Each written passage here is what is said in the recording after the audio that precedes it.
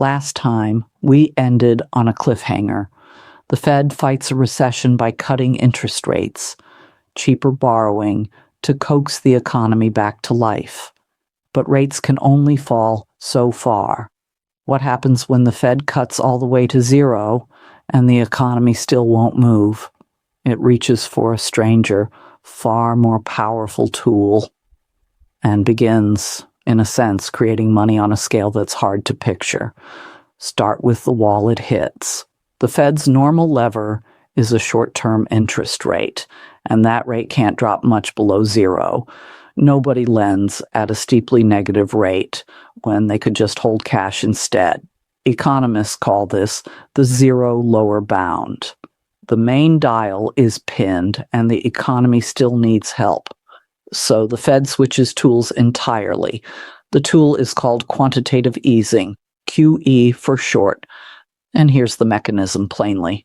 The Fed creates new money electronically with a keystroke and uses it to buy bonds by the hundreds of billions. Mostly long-term government bonds, treasuries, and mortgage bonds. It buys them from banks, and it pays by crediting those banks with fresh reserves it simply conjured into existence. The Fed's balance sheet swells. The banks are left holding new reserves. So why buy bonds? And why the long-term ones? Because the short-term rate is already at zero, but longer-term rates are not. When the Fed buys up long-term bonds by the trillion, it pushes their prices up. And a bond's price and its interest rate move in opposite directions. So those long-term rates fall, and those are the rates that matter for a 30-year mortgage, for corporate borrowing, for big investment. QE is the Fed reaching past the short-term dial to press down on the long end directly. Now, is this just printing money? You'll hear that a lot, and it's not quite right. The Fed isn't running dollar bills off a press and dropping them from helicopters. What it creates are bank reserves, electronic balances that banks hold at the Fed. It's really an asset swap. The Fed takes bonds off the bank's hands and gives them reserves in return.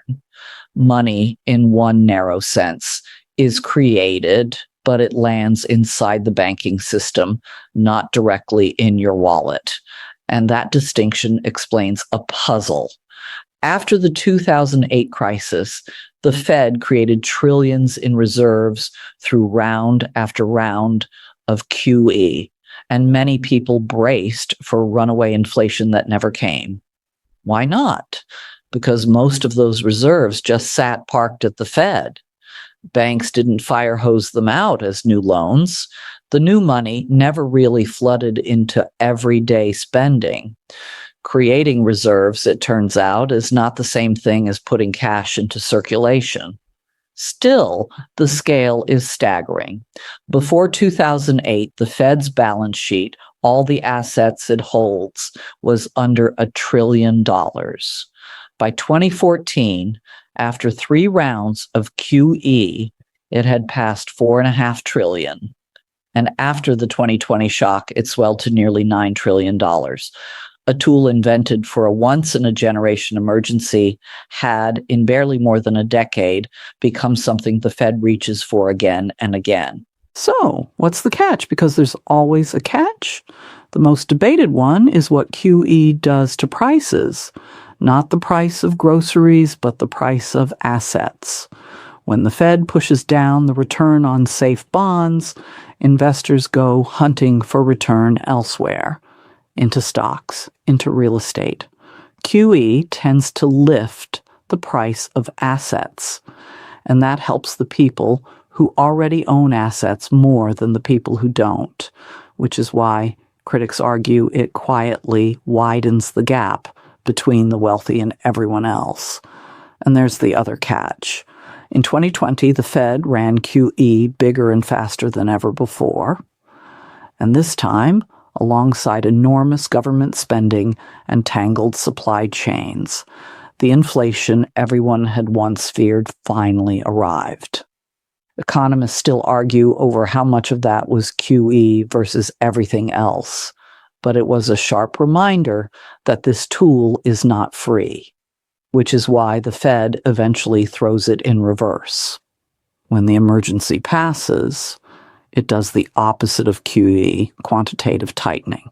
It stops replacing the bonds as they mature, lets the balance sheet slowly shrink, and drains those reserves back out of the system.